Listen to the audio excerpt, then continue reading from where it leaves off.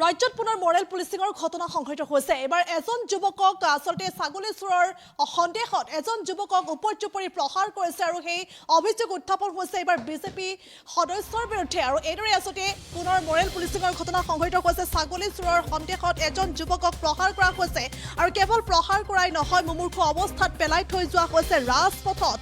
আৰু ছাগলী চোৰৰ অভিযোগতে এজন যুৱকক এইদৰে উপৰ্যুপৰি প্ৰহাৰ কৰিছে আৰু সেই অভিযোগ এতিয়া উত্থাপন হৈছে পঞ্চায়তৰ প্ৰাক্তন সভাপতি তথা বিজেপিৰ সদস্য ৰাজু ভূঞাৰ বিৰুদ্ধে। আৰু লগতে পৰিয়ালৰ লোকৰ সৈতে মিলি প্ৰহাৰ কৰাৰ অভিযোগ উত্থাপন হৈছে ৰাজু ভূঞাৰ বিৰুদ্ধে। উপৰ্যুপৰি প্ৰহাৰ কৰিছে, যুৱকক উপৰ্যুপৰি প্ৰহাৰ কৰিছে আৰু কেৱল প্ৰহাৰ কৰাই নহয়, ৰাজপথত মুমূৰ্ষু অৱস্থাত পেলাই থৈ যোৱাৰো এতিয়া অভিযোগ উত্থাপন হৈছে। আৰু ইতিমধ্যে সংকটজনক অৱস্থাত যুৱকজনক ভৰ্তি কৰা হৈছে ডিব্ৰুগড় অসম মেডিকেল কলেজত।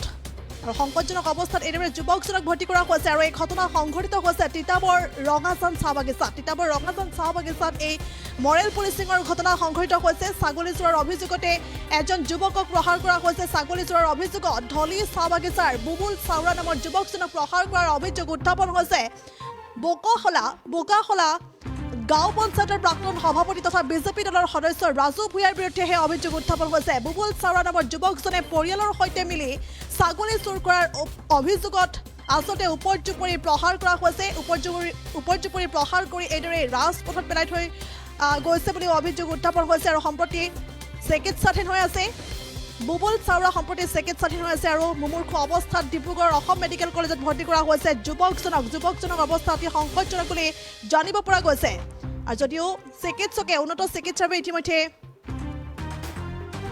অসম মেডিকেল কলেজত প্ৰেৰণ কৰিছে আৰু ডিব্ৰুগড় অসম মেডিকেল কলেজত ইতিমধ্যে জীৱন মৃত্যুৰ সৈতে যুঁজিছে যুৱকজনে। এই ঘটনা সংঘটিত হৈছে নিশাৰ ভাগতে এই ঘটনা সংঘটিত হৈছে আৰু ঘটনাস্থলীত আৰক্ষী থানাত আৰু এইদৰে এজাহাৰো দাখিল কৰিছে আৰু আৰক্ষীৰ কাষ চাপিছে, ভুক্তভোগী আৰক্ষীৰ কাষ চাপিছে। আৰু এই ঘটনাই এতিয়া তীব্ৰ প্ৰতিক্ৰিয়াৰ সৃষ্টি কৰিছে। তিতাবৰত সংঘটিত হৈছে এই ঘটনা। তিতাবৰৰ ৰঙাজান চাহ বাগিচাত এই ঘটনা সংঘটিত হৈছে। পুনৰ উল্লেখ কৰিছোঁ, এইবাৰ এজন প্ৰাক্তন সদস্য অৰ্থাৎ বিজেপি দলৰ সদস্যই প্ৰহাৰ কৰিছে। বিজেপি দলৰ সদস্য ৰাজু ভূঞাই প্ৰহাৰ কৰিছে এজন যুৱকক, বুবুল চাওৰা নামৰ এজন যুৱকক ছাগলী চোৰৰ সন্দেহত প্ৰহাৰ কৰিছে, অতি উপৰ্যুপৰি প্ৰহাৰ কৰিছে আৰু লগতে ৰাজপথত মুমূৰ্ষু অৱস্থাত পেলাই থৈ গৈছে। আৰু সেই অভিযোগ এতিয়া উত্থাপন হৈছে ৰাজু ভূঞাৰ বিৰুদ্ধে। তিতাবৰ ৰঙাজান চাহ বাগিচাত এই ঘটনা সংঘটিত হৈছে আৰু সম্প্ৰতি জীৱন মৃত্যুৰে চিকিৎসালয়ৰ বিচনাত যুঁজিছে বুবুল চাওৰা। এই ঘটনাই এতিয়া তীব্ৰ প্ৰতিক্ৰিয়াৰ সৃষ্টি কৰিছে। এই মুহূৰ্তত ভাষ্য আছে আগবঢ়াইছোঁ।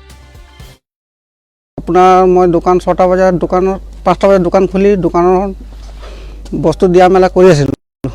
সেই সময়ত বুবুল আহিলে, সি বস্তু ল'বলৈ আহিলে, মিঠাতেল, আলু, পিঁয়াজ, দাইল চাইল তো সি বজাৰ কৰি আছে। তাৰপৰা বলু নামৰ ল'ৰা এজন আহিলে ধলি চাহ বাগিচাৰ। তাৰপৰা সি মোক কৈছে এনেকুৱা তেনেকুৱা। মই কৈছোঁ কি কথা? সি ছাগলী চুৰ কৰিছে বুলি কৈছে। মই কৈছোঁ মইতো নাজানো। এই এনেকৈ কৰোঁতে তাক ৰাজু ভূঞা আহি ধাম ধিমকৈ মাৰিছে। তাৰপৰা মই তাক কৈছোঁ চোৱক, এনেকুৱা মাৰিলেতো মানুহটো মৰি যাব, গতিকে আৰু কিবা উচিত ব্যৱস্থা আছে। কৰোঁতে ৰাজু ভূঞাই তাক বাহিৰত টানি উলিয়াই দিলে। মই কৈছোঁ মোৰ দোকানত হ'ব নালাগে, হাইজন কাজিয়া চাজিয়া, বাহিৰত লৈ যাওক। তাৰপৰা তাৰ পাছত দেখিছোঁ নাকে মুখে তেজ বৈ আছে। ন্যায়টোৱে বিচাৰোঁ আৰু যাতে মানুহক তেনেকুৱা বেয়াকৈ মাৰিব নালাগে। মোক ফোন এটা কৰিলে, ফোন আহিলে, ফোন সাধন কৰ্মকাৰে মোক ফোন এটা কৰিলে। ফোনটো লোৱাৰ পিছত সি কৈছে ছাগলী চুৰ এটা ধৰিলোঁ বুলি কৈছে। মই কৈছোঁ কোন জেগা? সি কৈছে ধলি বাগানত ধৰিলোঁ, যে ছাগলী চুৰটো ধলিৰ হয় আৰু ছাগলীখন হয় তোমাৰ ৰঙাজান চাহ বাগিচাৰ। মই কৈছোঁ কোন জেগাত আছে? কৈছে ধলি বাগান বাউৰী লাইনত তোমাৰ মানুহে ঘৰত ধৰিছে বোলো। মই কৈছোঁ কোনে ধৰিলে? সি কৈছে নহয়, ৰাজু ভূঞাই আহি নিজে ধৰিছে, নিজৰ ছাগলী হয়, নিজে চিনি পাইছে, প্ৰত্যক্ষ কৰিলে। আৰু তেওঁ যিজন ছাগলী কিনিছে তেওঁৰ নাম বেলেগৰ পৰা কিনিছে বুলি মানে বুবুল চাওৰাৰ নাম লৈছে। বুবুল চাওৰাই মোক ছাগলী এটা 300 টকাত বিকি দিছে বোলো। তেতিয়া মই কৈছোঁ এটা কাম কৰা বোলো, তোমালোকে তেতিয়া ৰাতিপুৱা বিচাৰটো কৰিলে ভাল হ'ব। নহয় বোলো এতিয়া আমি নহ'লে থানা ফোন কৰা। নহয় বোলো থানা ফোন নকৰোঁ আমি এতিয়া, গতিকে আমি এতিয়া বুজাবুজি কৰি ল'ম। যদি বুজাবুজি হৈ পেলাই সমাধান হৈ যাব তেতিয়া সমাধান হৈ যাব বোলো। তেতিয়া আমাৰ দৰকাৰ নাই, প্ৰয়োজন নাই, তোমালোকে সমাধান কৰা, আইনী ব্যৱস্থা তেতিয়া আমি নকৰোঁ। তেতিয়া ক'লে হ'ব বাৰু, তুমি থোৱাচোন বোলো। তেতিয়া ফোনটো কাটি দিলে। তাৰ প্ৰায় 20 মিনিটমান পাছত আৰু এটা ফোন কৰিলে মোলৈ।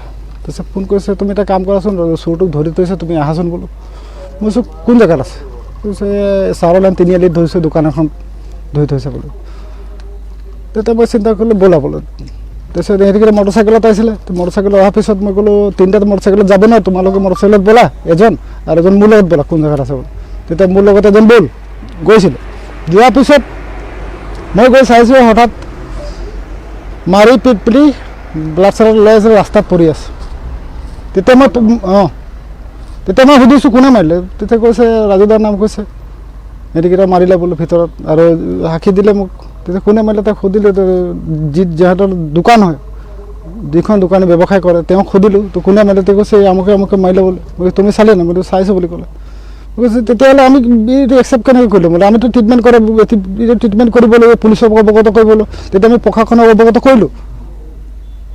প্ৰশাসনক অৱগত কৰিলোঁ তেতিয়া এবাৰ নহয় দুবাৰ নহয় তিনিবাৰলৈকে ফোন কৰিলোঁ প্ৰশাসনক যাতে প্ৰশাসন সোনকালে আহে পুলিচক ফোন কৰিছিলোঁ মই ছাৰক মই ফোন কৰিলোঁ কৰাৰ পিছত প্ৰশাসনে মোক ক'লে যে তুমি এটা কাম কৰা দেৰি হ'ব অলপ আমাৰ যোৱা যে আৰু কেছটো কি আছে আমাক ডিটেইলছ কোৱা তেতিয়া আমি ক'লোঁ ছাগলী চোৰ ছাৰ এনেকৈ তেনে ছাগলী এটা আছিলে ছাগলী চোৰটো এনেই সমাধান কৰিম বুলি ক'লে প্ৰথমে পিছতে সিহঁতি মাৰপিট কৰি হঠাৎ ইয়াক ৰাস্তাত পেলাই থৈ দিছে আৰু আমি BTP হিচাপে আমাৰ মাতি আনিছে আমি দেখিছোঁ এতিয়া আমি কি কৰিম এতিয়া তুমি এটা কাম কৰা বোলে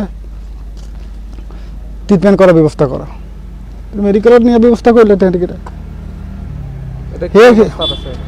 তেওঁ আমি জনামতে এতিয়া তেওঁ মেডিকেল কৰি আছে এইটো প্ৰথম তিতাবৰ আনিছিলে বুলি কৈছিলে তিতাবৰ অনাৰ পিছত তেওঁ যোৰহাট ৰেফাৰ কৰিলে তিতাবৰ পৰা যোৰহাটৰ পৰা আকৌ শুনিছোঁ বোলে এনেই ফোনৰ যোগেদি শুনি আছোঁ কিন্তু দেই আমি চকু দি চোৱা নাই নিজে যোৱা নাই যোৰহাটৰ পৰা ৰেফাৰ কৰিলে বোলে ডিব্ৰুগড় এতিয়া বৰ্তমান ডিব্ৰুগড়ত চিকিৎসা কৰি আছে তেওঁলোকে নিজেই কৰি আছে বাৰু চিকিৎসাখিনি বাকী আমি চোৱা নাই যোৱা নাই আমি কৈছোঁ মানুহজন যেনেকুৱা আছিল তেনেকৈ ভালদৰে গুচাই আনক আমাৰ কোনো আপত্তি নাই যাতে মানুহজন যাতে ভালকৈ থাকক সুকালে সন্তাল থাকক তেওঁ এখন বোৱাৰী আছে মাইকী মানুহ নতুনকৈ বিয়া পাতিছে তেওঁ পৰিয়াল আছে আৰু সৰু কেঁচুৱা এটা আছে কেঁচুৱাটো বিকলাংগ